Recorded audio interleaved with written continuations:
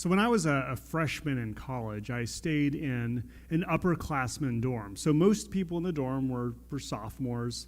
Some of them were, third, fourth year students, juniors, seniors. And as a result of being in kind of an upperclassman dorm, a lot of the wildness that might typically happen in a freshman dorm was tamed somewhat. But because this was an engineering dorm, we had kind of our own sort of bent on what wildness actually meant. And my roommate and I, we were a little bit of pranksters, and we kind of concocted this scheme that we were going to go around and we were going to put Vaseline on the doorknobs of every single dorm room on our floor. So this was kind of the plan. We were going to do that, and then to top it all off, we were going to blame it on this guy whose name was Jesse, because Jesse, he liked to use Vaseline on his chapped lips, and I don't know why he did that. Use chapstick, but that's what he did. He had the Vaseline out. Everybody knew it was there. They knew he used it, so he was the obvious fall guy. So that's the guy we were gonna blame for this whole scheme. So, the dorm room, either everybody was sleeping on the floor or they were out or whatever it was. We picked the right time. My roommate and I went out. We split up the floor. He took half, I took half, and we went around. We did the deed, put Vaseline on all the doors. Nobody saw us. We even put a little bit on our own doorknob just to make sure that we had sort of our cover story. And then to make sure that the plant worked right, we took one of the gloves that we'd used and we kind of stuffed it in a fairly conspicuous way underneath this guy Jesse's door. So it just stuck out just a little bit, which, is kind of ridiculous, because if you actually went through all the effort to do this prank, you would never leave a glove someplace like that. But that's what we did. So we did that. We went back to our room and we waited. We just kind of waited a little bit. And as soon as the first cries of, shock and horror rang out, we went out in the hall and joined right in. You're like, who would do this? And, I think it was my roommate who sort of dropped the reminding hint, hey, I think it's Jesse that has the Vaseline. And of course, they went along to check it out, and when they saw that the glove was sticking out from under the door, Jesse was as good as dead. That was it. It sealed the deal. Now, at some point, I don't know exactly when it was, but at some point, leading up to this, for the past several weeks, it might have even been a month, sort of a trend had started on the floor.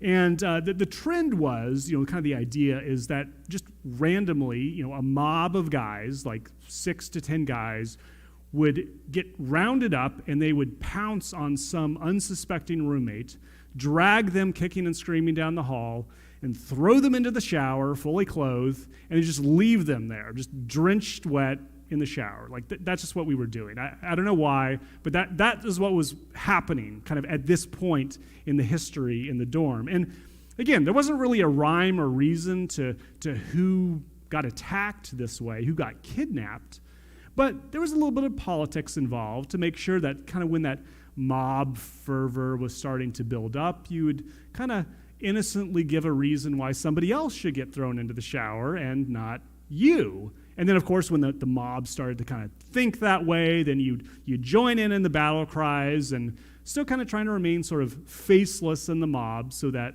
when revenge ultimately happened, you wouldn't get blamed.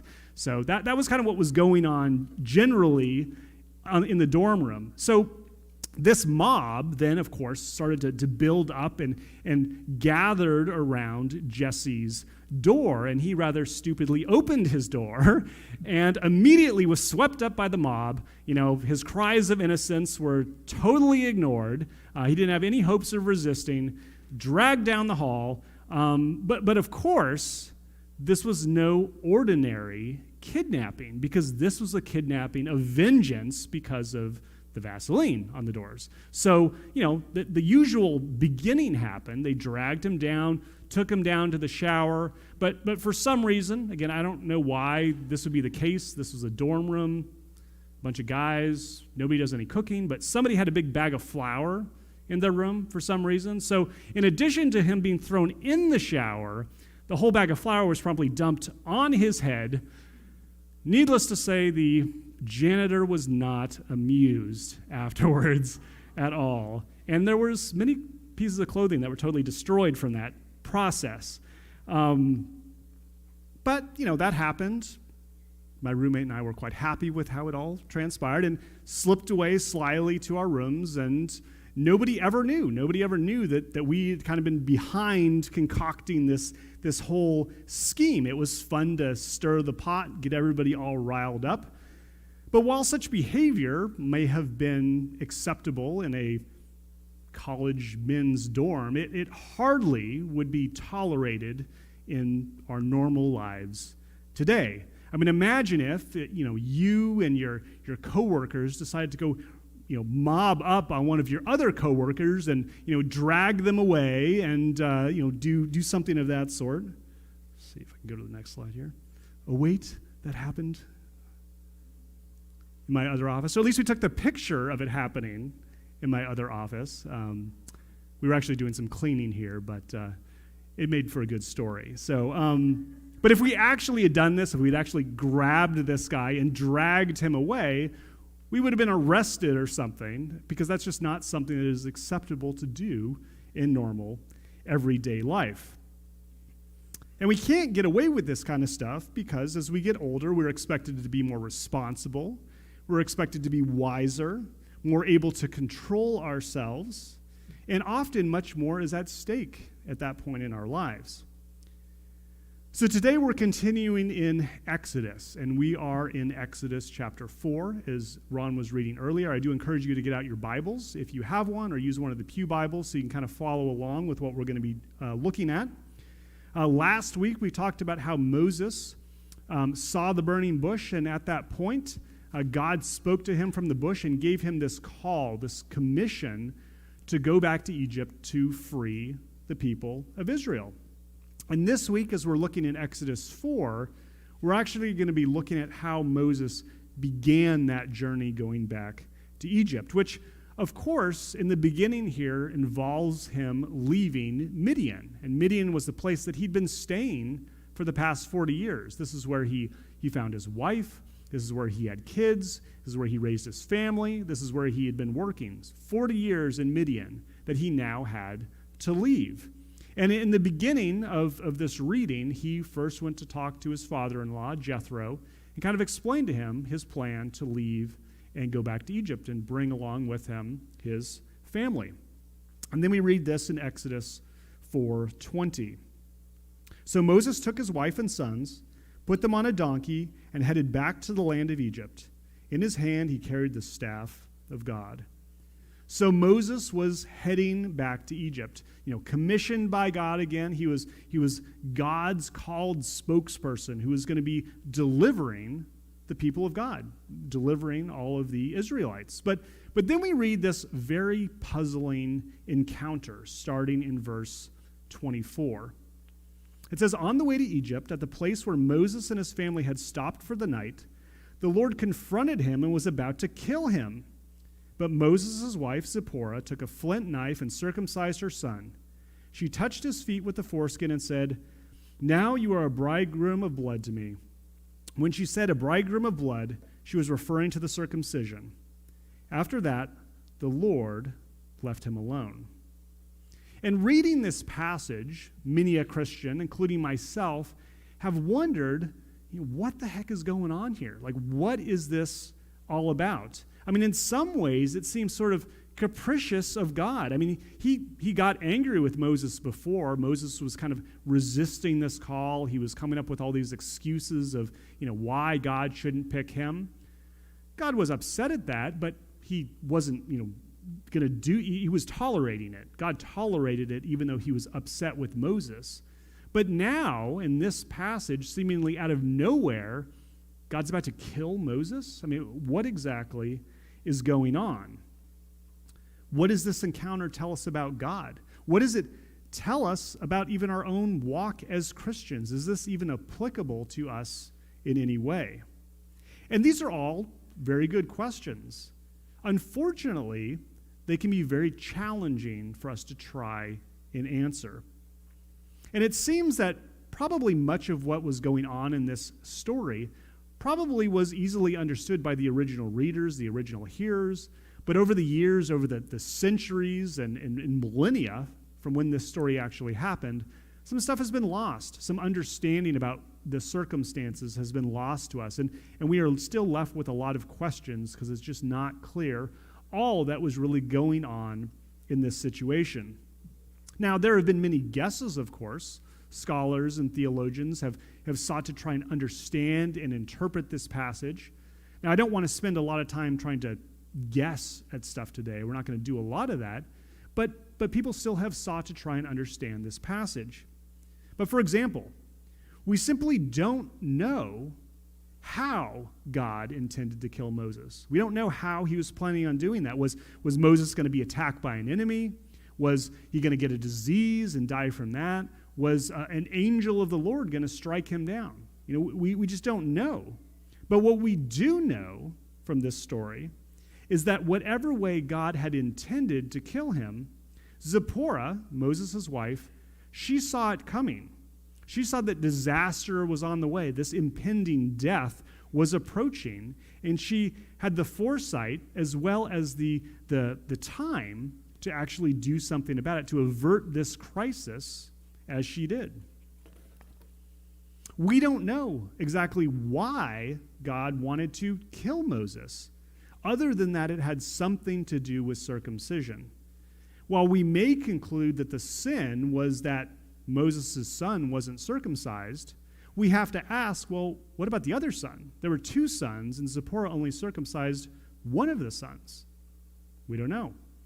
Others have suggested that maybe it was Moses himself who wasn't circumcised, and that Zipporah's act, basically what she did in this case, was actually in some way a substitutionary act, that basically she circumcised her son on behalf of Moses. But again, we don't know. We don't know really all of the details. But what we do know is that Moses, in some way, was disobeying God, and that disobedience had to do in some way with circumcision. And the response of Zipporah averted this punishment that Moses rightly deserved. But again, we don't know all that was behind Zipporah's actions or her intents. Now, maybe Zipporah was the blameless hero in this story. Maybe she was just doing what needed to be done to save her husband who had failed to act righteously in this particular situation. Or maybe Zipporah was actually kind of complicit. She kind of went along with Moses in this, and maybe both of them were actually disobedient when it came to circumcision. Or even more than that, maybe it was Zipporah who was really pressuring Moses. She really didn't want to do it, and Moses was kind of just sort of giving in, to what her desire was. I mean, he was happy wife, happy life. That was his thing. We don't know. We don't know exactly what was going on. And maybe Zipporah's act, this whole sort of demonstration that she did, maybe that was just an act of her final submission to what God was ultimately calling her to when it came to obedience. But whether or not Zipporah was actually resisting God, Moses was the one who was ultimately responsible. He was the one who was responsible to ensure that circumcision happened as it should have in his family. And for this reason, he was the one who was being held accountable by God. The buck ultimately stopped with him, and he was going to be punished for not doing what he should have done all along. And I want to speak to this very briefly. When one spouse resists God, that does not give the other spouse the option or the excuse to walk in sin themselves. We are never permitted by God to follow our spouse into sin. We're never permitted by God to follow our spouse into sin. Maybe it's a sin of addiction. Joining them in their abuse of drugs or alcohol, just because they're doing it, does not mean that we can do it. Maybe it's a sexual sin that's involved. Broken the trust in the relationship. Just because they are doing it does not mean that we also can act likewise. Or, what is perhaps more common in a church context, things that I've either heard about or I have seen, not here, but just in general, is that maybe one spouse doesn't want to tithe. Maybe one spouse doesn't want to serve, doesn't want to give up a sin, or many times maybe they just don't really want to attend church as they should be doing. And rather than the couple prayerfully trying to work through this difference of opinion, difference in understanding, trying to come up with a compromise and a solution, the other spouse just kind of lets the one spouse kind of have their way. They go along with it. They excuse it. And in the end, what ends up happening is both of them aren't tithing. Both of them aren't serving. Both of them are excusing sin, and both of them are rarely attending church. So rather than just one spouse now sinning, both spouses are walking in sin. Now, I'm not suggesting that a spouse who has a right biblical answer, a right understanding of what God is calling them to, should just, ignore their spouse and just do what God says and that's it. I mean, a couple in a marriage should be unified. They should be working together as much as possible. That is what God calls us to. But what I am saying is that doing what is right is important. It's ultimately important to do what is right. If you're trying, as a spouse to do what is right as much as possible, and you're talking to your spouse about it, but maybe they just don't want to go all the way in that. Maybe you can only go so far with them. That's one thing. But if it's a situation where, one spouse is like, I don't really feel like going to church, and that's kind of the general attitude most weeks, and then your attitude is, okay, well, if you're not going, I'm not going. That's a problem. That's a problem because then now both parts of the relationship, both individuals are walking in the same sin. We are never permitted by God to follow our spouse into sin, which I admit is sometimes easier said than done. After all, Adam followed Eve into sin. When she ate of the fruit of the tree of the knowledge of good and evil, he kind of went right along with her in doing that. In the New Testament, we have the story with Ananias and Sapphira, and it seems that Sapphira followed her husband into sin. They sold some land, and they lied, both of them, about how much they really sold that land for in the book of Acts when they presented that money to the apostles. So she seemed to follow her husband into sin in this area.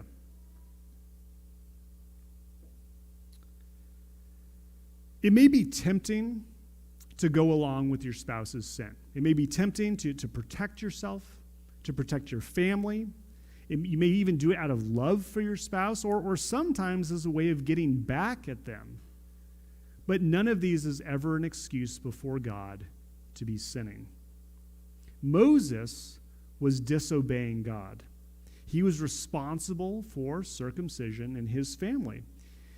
If Zipporah was trying to get him to do what was right, but he just wasn't doing it, again, that was one thing, okay? That was, go Zipporah. She was doing what she should have been doing.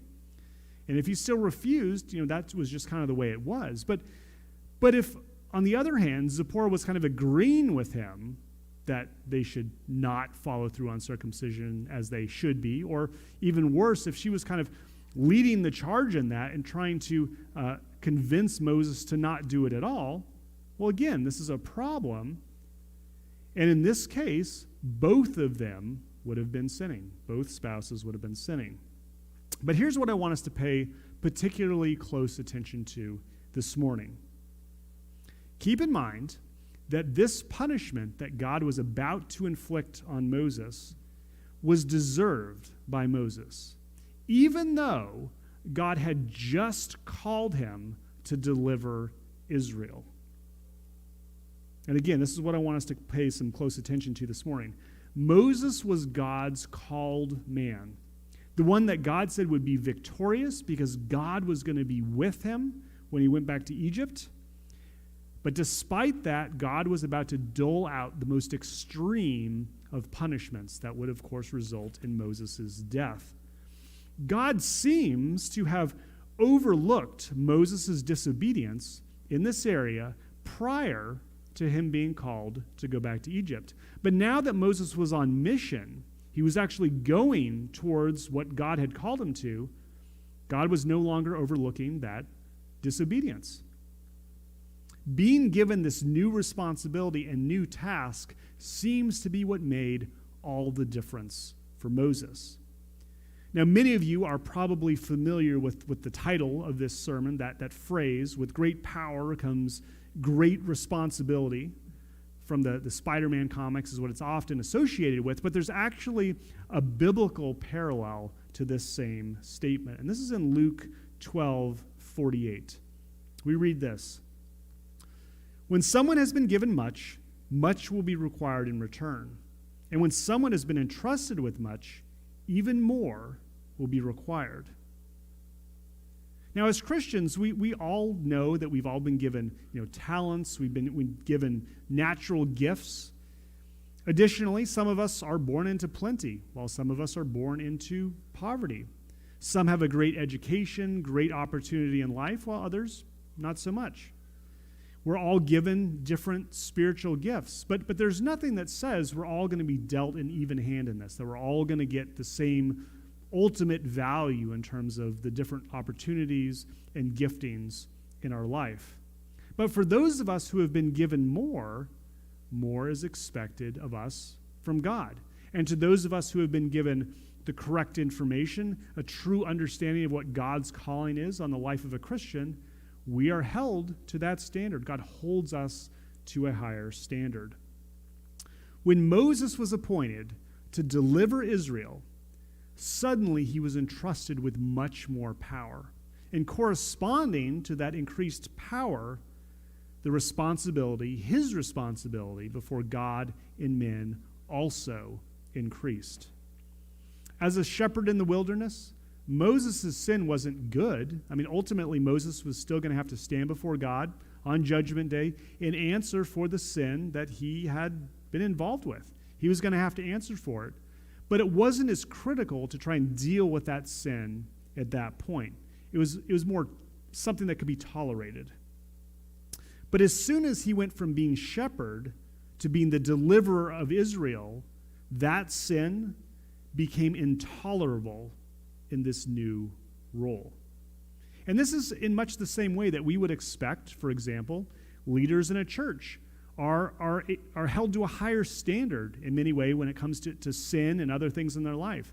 We expect church leaders to be held to a higher standard than somebody else who might be in the church. Or somebody who's a new Christian versus somebody who's been a Christian for many years. We expect that somebody who has been a Christian for many years would have kind of gotten their act together. They've got more understanding about what is good and true and right, and we hold them to a higher standard than maybe somebody who is very new to the faith. As we get to a place where we have more responsibility, we are given more responsibility, and as we gain more knowledge, sin that may have been previously overlooked now can no longer be overlooked. That's just sort of the natural progression and our natural expectation. And it may not even be a sin issue. It could be a sin, but it may not be a sin. It could just simply be a childish way of living versus maybe how an adult is expected to live. When you were very young, when you were a child, when you were a teenager, there were things that you could get away with when you were in those points in your life. And the reason you could get away with them was because you either didn't know any better, you lacked the ability to control yourself, you didn't have maybe the wisdom that you gained as you became an adult. In my story in the beginning, I got away with that prank. We all kind of got away with that prank because, that's what men in a college dorm do, right? It's almost kind of expected, right? But that's not something that I could get away with. I couldn't round up a posse today and try and do that and probably ever get away with it. Different things are expected as we get older. Paul gives this advice in 2 Timothy.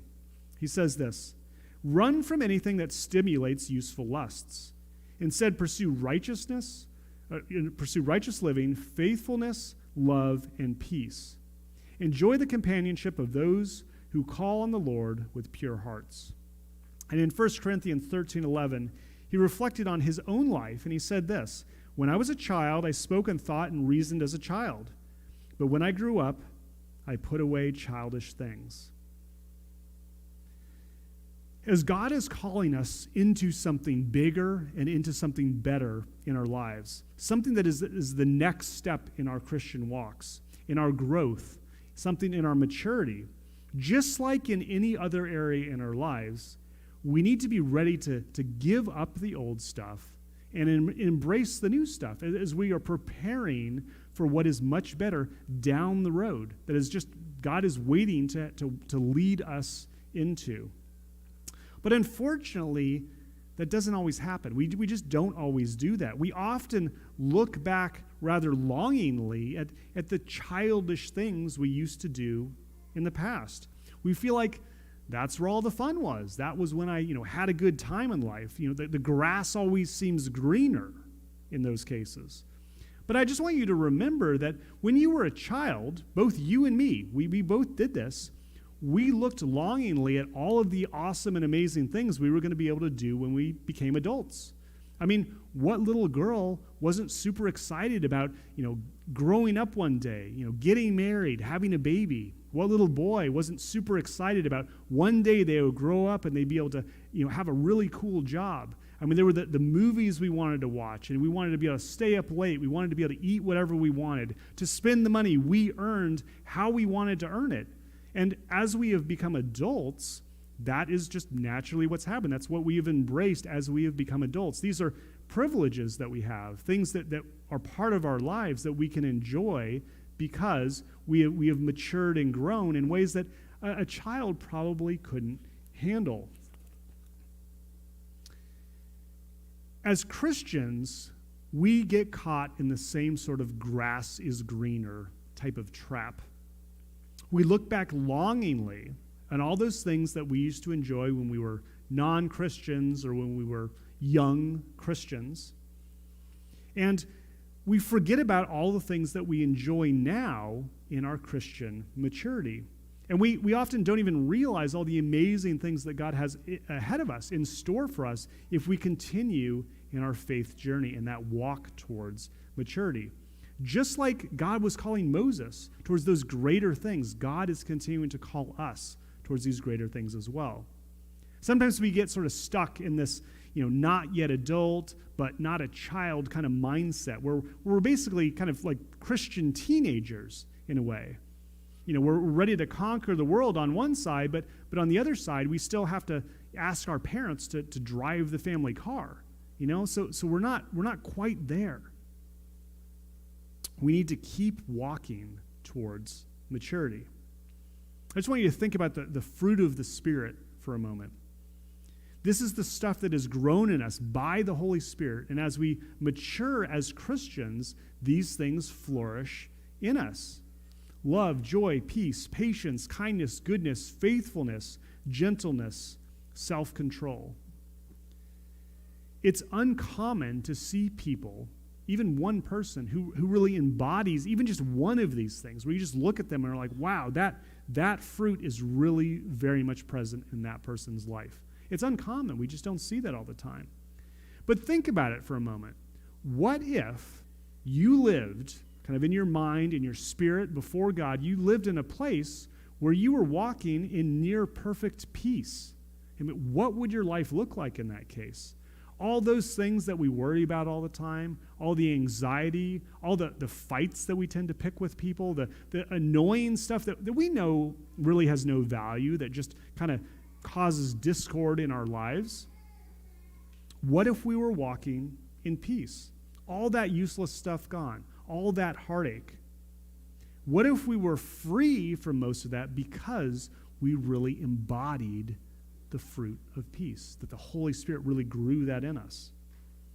What would your life look like if you were walking in near perfect patience? The road rage is gone, whatever else it is, all the frustrations that we get constantly because things are just not going as quickly as we would like. Kindness. What if your life, again, it just exuded out of you kindness because the fruit of the Spirit of kindness just had fully grown and matured in you. Think of how freeing that would be, even just with one of these things in our lives. These are the things that we can enjoy as mature Christians, as Christian adults, if you will. And these are things that we will never experience if we remain like children or even like teenagers in our Christian walks. We need to keep walking towards maturity, taking the next step forward with all of its associated benefits, but also with its associated responsibilities. What is the current thing, or even the next thing that God has for you? Where is he intending, or has he already given you more power and authority over something in your life? Is that old sin, that old behavior, that old pastime, that thing that's sort of been absent-mindedly, just following you around your entire life, you just sort of been letting it do that? Is that thing holding you down? Is it holding you back? Maybe it's just something kind of dumb, just something that, again, you haven't just taken the time to address. And again, maybe it's not even a sin. It could just be a behavior, something childish that is just sort of perpetuated in your life. But is it preventing you from following the calling that God has for you? It's time to shake that sucker off, right? Get rid of it. For most of us, we're going to admit that indulging in that thing, it's lost a lot of its fun and satisfaction probably a long time ago anyway. Let's move on. Let's move forward. There are new and exciting adventures awaiting us as Christians. And perhaps even more thrilling, more exciting than even the things that we've experienced in our own pasts. Maybe the task that God has for you is in marriage. Maybe it is being a parent or a grandparent. Maybe it's a career change. Maybe it is benefiting and blessing a person or a group of people. Maybe it is speaking into the world in such a way as to make a positive change in the world. With new roles come new responsibilities, and we need to be able to embrace both of those things. If you are finding that you're kind of in a funk today, that you're really only sort of looking back on your life, looking back on how things were, thinking of all the good times that are past, and that pretty much all that stuff is beyond you now. There's not much hope and joy and excitement in the future. It's time to start dreaming again. It doesn't matter how old you are. Who do you want to be? Who does God want you to be? God called Moses to bigger and better things when Moses was 80 years old. He was 80 years old. He gave him new power in this role. But to actually walk in that role, to be obedient to God, Moses had to give up sin. He had to give up his childish and immature ways, and he had to pick up his new responsibility, being a leader. Let's follow Moses' example. Granted, Zipporah kind of led him in this, and she kind of took up the responsibility for himself, but ultimately, because of what she did, Moses was able to embrace the calling that God had for him. So let's follow this example and move forward and on in our own lives. The life of a Christian is an epic, all-encompassing journey. I've said that before. I really believe that. And being a Christian will ultimately change your life. It'll change my life for the better. Let's pray.